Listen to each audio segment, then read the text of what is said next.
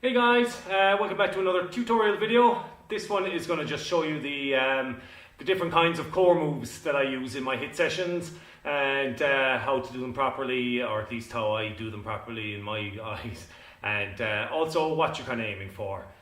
So you'll hear an awful lot of the time in my videos, we'll say the advanced ones that have core moves in them, or the beginner intermediate ones that I'll have core moves in, or the 10-minute ab video that I have. I talk about the hollow body position. And when I'm talking about the hollow body position, what I mean is when you lie on the floor, say to do an abs exercise, I'm going to exaggerate it a small bit here, but there's a small curvature at the base of your spine which makes this gap between your back and the floor here. You know, I mean, like, see my fingers there. That's obviously a bit of an exaggeration, it's not that big, but that's what I'm talking about. So when I talk about a hollow body position, I engage my core muscles so they're really tight, real tight core muscles, and in doing that, I kind of pick myself a small bit up off the ground, pelvis moves a bit, now there's no gap here, I'm flat to the mat as such, so from the coccyx all the way up to the bottom of my shoulder blades, my spine is now engaged with the floor. So that's a hollow body position. From there, I do exercises like the scissor kick. So, hollow body position, I have my hands here, they can be here, they can be here. I kick, as you can see, I kick from my hips, I kick from my hips, I kick from my hips, I don't kick from my legs, whatever like that, I'm kicking from the hips. That's the scissor kick, that's how I do it, that's how you can do it, that's how you can do it, this is not how you can do it. So that's a scissor kick, hollow body engaged, shoulders off, heels don't touch the ground, that's the scissor kick. Also what do we have? We have the hollow body crunch. So the hollow body sit-up is hollow body position. That's your hollow body position. You can hold that for 40 seconds, that's tough. You can crunch up, back to the hollow body. When you crunch up, breathe out. Breathing out squeezes your abs even more. Still in that hollow body position. From the hollow body position, I also do the V-up triple pulse. So from the hollow body position, V-up, back down, 1, 2, 3, hollow body position, V up, 1, 2, 3, and so forth. So those are 3 of my core moves. Those are the 3 that I use the most often, and those are 3 moves that you do from the hollow body position. Another core move I use quite regularly would be the bicycle kick or bicycle crunch. There are 2 variations of a bicycle crunch. There is the beginner version. So again, as much as you can, have that kind of hollow body position engaged. With this one though, the beginner one, your feet, as you can see, are on the ground. I'm sitting up, back down, sitting up, back down. Doing it alternating individually, left elbow to right knee, right elbow to left knee, like that. A more advanced version then would be in your hollow body position, bicycle crunching, side to side, non-stop, like that. So that's another one in the hollow body position, an advanced version, the beginner version. And, excuse me, another core move that I use quite regularly is the plank. I think personally this is one of those moves that's almost ignored because it's not very dynamic. You're just in the one position. How can that be working?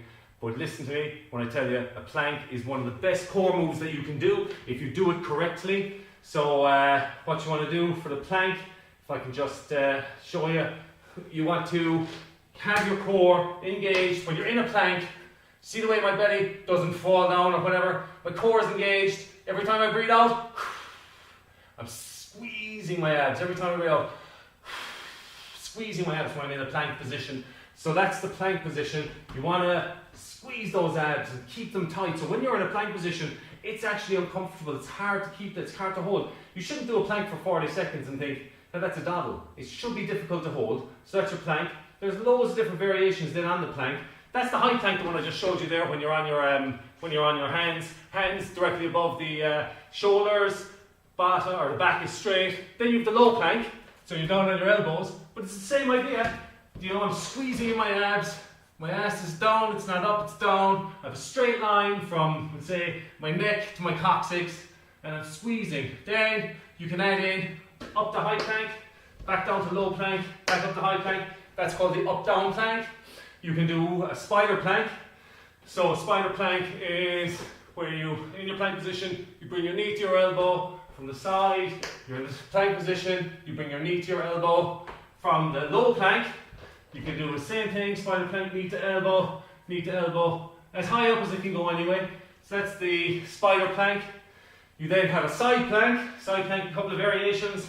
So you get onto your side, get yourself up into the plank. You can just be like that, as you can maybe see, get my feet into shot, my feet are on the ground. You have one foot up, like that, side plank. You can do side plank dips, like that. You can do that on the other side as well, just to show you.